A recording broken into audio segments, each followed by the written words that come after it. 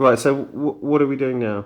Right, well, one of the first things we did when we arrived on site was measure the outside airspeed, because we are sometimes limited in high wind conditions.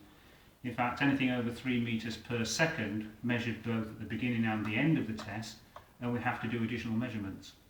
Normally we work off 5 measurements, but under windy conditions we work off 10 or more. The reason for that is that we need some level of stability from the inside air pressure and the outside air pressure, and obviously the wind will vary that significantly.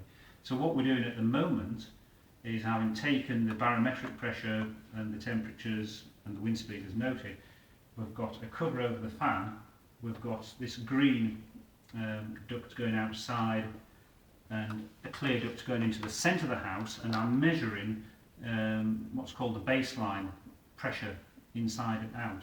And we're constrained there in terms of we can have no more than 5 pascals pressure difference to do a valid test. So we can do tests, but there's the concept of a valid test under conditions, so we can compare like with like from one building to another. This is actually very stable at the moment. The wind has died down, and where I'm actually getting a 0 pressure difference between inside and outside, and as you can see there's no movement in the nylon here.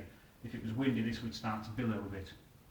So now that we've got a baseline pressure, I can uncover the fan, and we have different rings according to different sizes of buildings and different air types levels.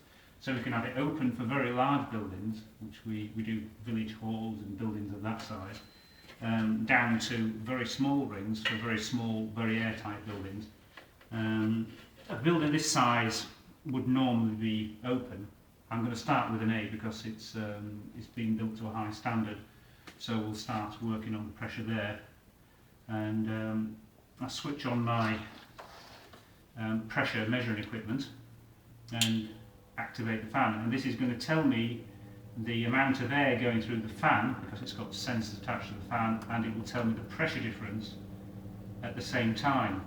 So I take it up to, as a snapshot, 50 pascals pressure difference between inside and outside, read the amount of air going through the fan, and then on the computer software which we've developed for ourselves, that will tell us the amount of air flowing at that given pressure difference.